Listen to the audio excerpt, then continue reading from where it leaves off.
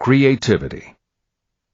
It seemed quite significant to me when I made the discovery that practically every great leader I had the privilege of analyzing was a man whose achievements were largely inspired by a woman.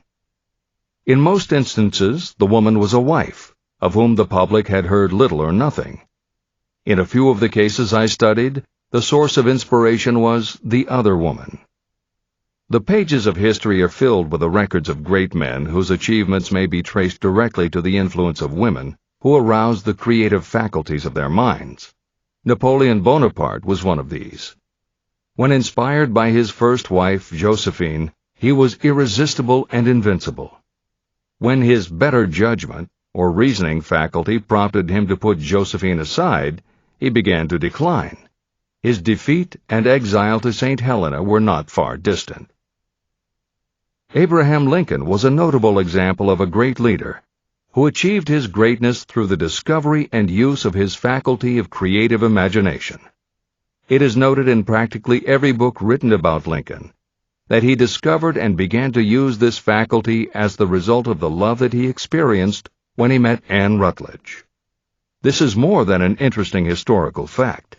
It is of significance in connection with the role sexuality plays in the study of the source of genius. Following is a list of famous men of outstanding achievement: George Washington, Napoleon Bonaparte, William Shakespeare, Abraham Lincoln, Ralph Waldo Emerson, Robert Burns, Thomas Jefferson, Elbert Hubbard, Elbert H. Gary, Woodrow Wilson, John H. Patterson, Andrew Jackson, Enrico Caruso. Wherever there was evidence available in connection with the lives of these men of achievement, it indicated most convincingly that each possessed a highly developed sexual nature. An analysis of the information taken from biographies and historical writings leads to the following conclusions. 1. Those of greatest achievement have a highly developed sexual nature, but have learned the art of transmutation of sexual energy. 2.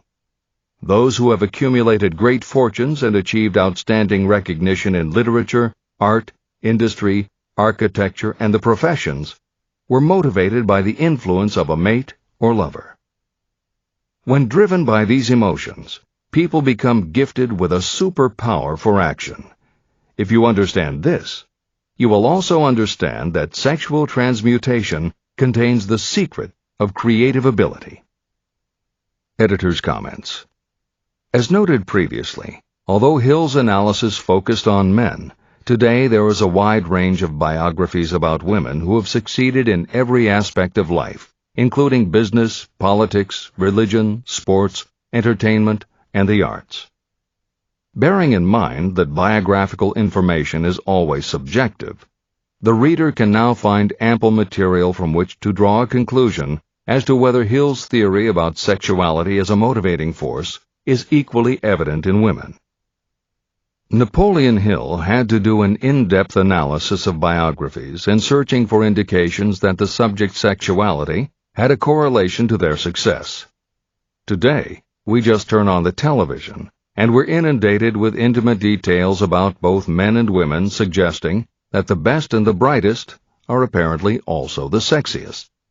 Although scandals aren't usually cited as scientific proof, the exposés of some of the biggest entertainment and sports stars, high-profile CEOs of major companies, numerous politicians, and even a few presidents, all make at least a common-sense case for Hill's theory about the correlation between sexuality and success. This is the end of the editor's comments. Obviously, this does not mean that everyone who is highly sexed is a genius.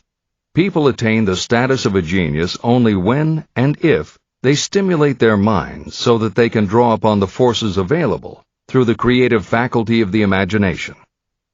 Although it is the most important of the stimuli or motivators, the mere possession of sexual energy is not sufficient to produce a genius. The energy must be transmuted from desire for physical contact into some other form of desire and action before it will lift one to the status of a genius.